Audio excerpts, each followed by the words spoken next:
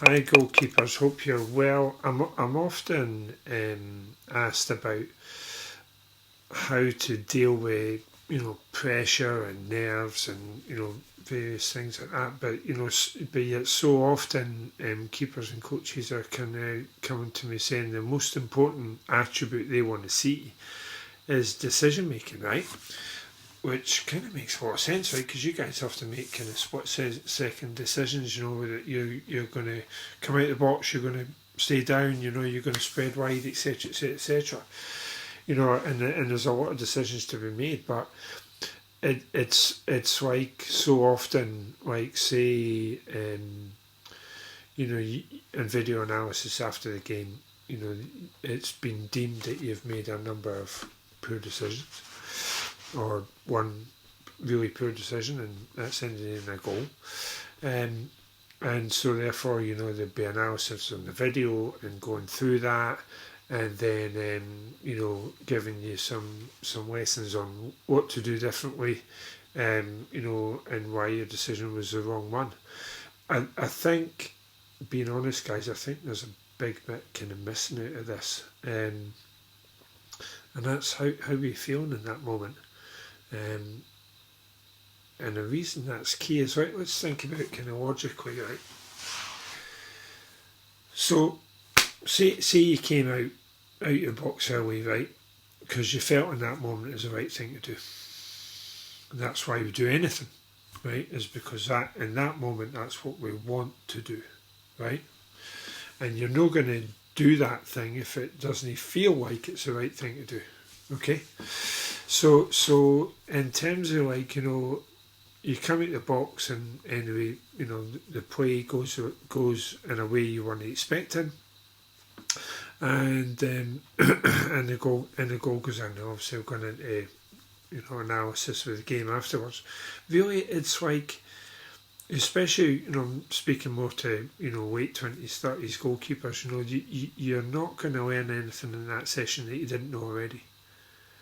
And so if you knew this information already, and yet you still chose wrong, like what's going on there? So the solution to it is like they go through the video, and then you all have a meeting and agree like you should have done something else, and but really like you knew the answer to that anyway, and yet it went wrong anyway. But and really it's like, we have to understand where decisions come from, like what alters our decisions, right?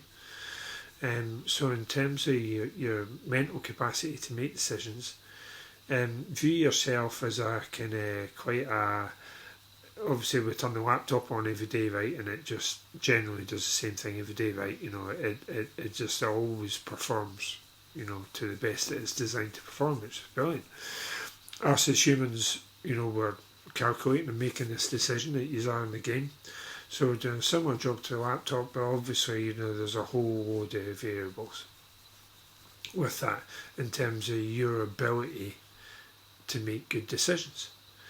And they are, hydration and obviously blood sugar level at the time, etc., etc. And obviously you've got sports scientists and stuff in clubs, and they're helping you with that. So let's assume you're doing a good job there.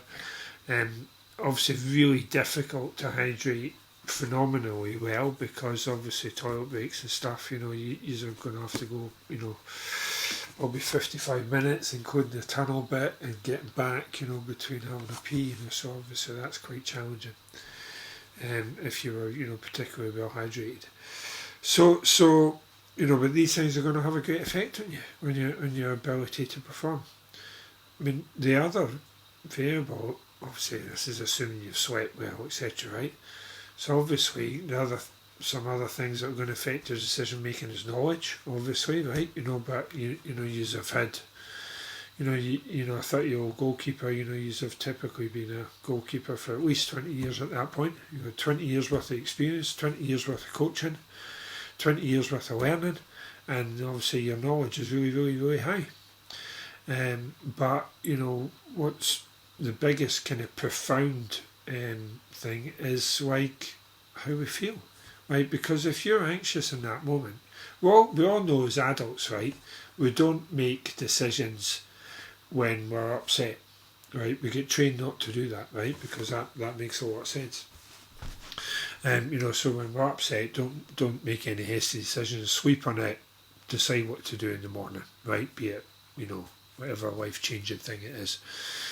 But obviously, on the pitch, there isn't time. You don't have that. Now, the lack of time in order to do something that you'd really like to mull over, the lack of time that there is on that is,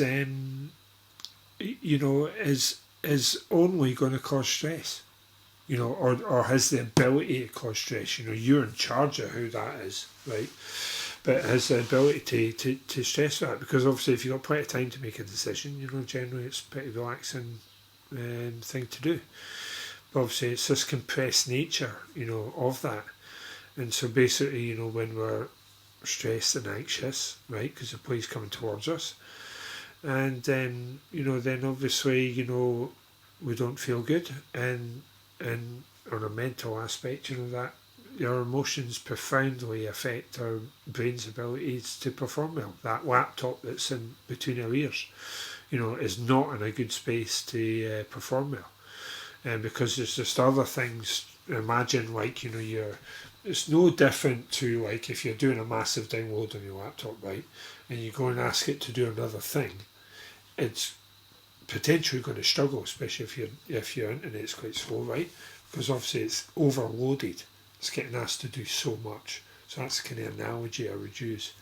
So if you're feeling anxious during these times, that's going to profoundly affect, your ability to make good decisions. So I kind of feel personally that there's another aspect that's missing when you're going through video after the game, as to how to make better decisions in the future.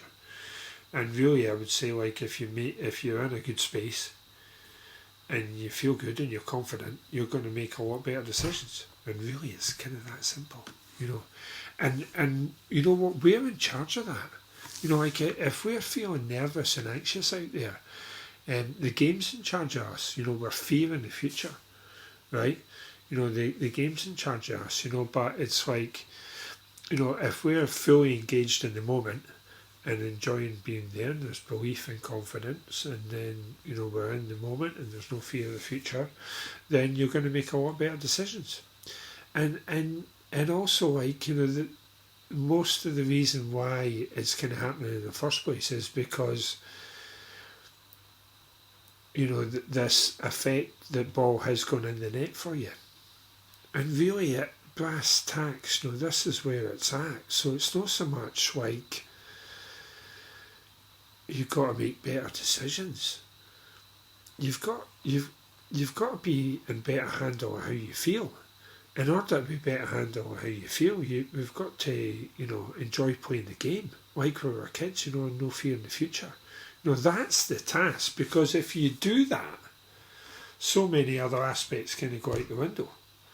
And on a very kind of ridiculous example, right? Very kind of extreme example, right? Imagine, a superhero is in the goals, like say Superman, right? And he's a goalkeeper, right?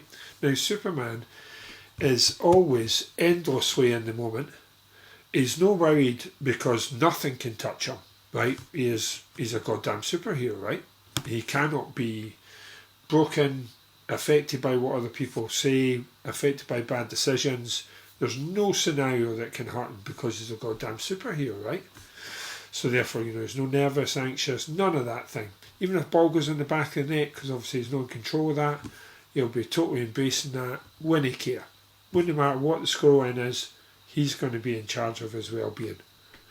And that's how we need to be out there, in terms of, like that, because, if you're completely badass in everything that you do, the result of that's going to make you confident, and we're going to have a great deal of belief in yourself. And if you've got a great deal of belief in yourself, you're then going to have a better handle on your well-being and how you feel out there, and you being in charge of the situation. Because the second we're nervous, frustrated, upset, fear in the future. The game is in charge of you, not you in charge of the game. So that's really what it's all about. And you do that, then you're going to make better decisions. But also, it's like, you could make the, you could get 1,000 goalkeeper coaches to look at the decision you made, right? And 1,000 of them say, yeah, absolutely, we all agree you definitely did the best thing. And the ball can still be in the back of the net, right? Because we're not in control of that, But as I say, it's this kind of confidence that will help you. So what I'm going to do is on the comments below, scroll down, there's going to be a video there from a gentleman called Alan Watts, and the video will be called Choice, and it's 2 or 3 minutes long. Have a listen to that and think about your game and what's going on during that time when you guys making decisions, and I really hope it will profoundly help you. And by all means, get in touch and ask me any questions on this. Great. Best of luck, guys. Have fun out there. Take care. See you soon.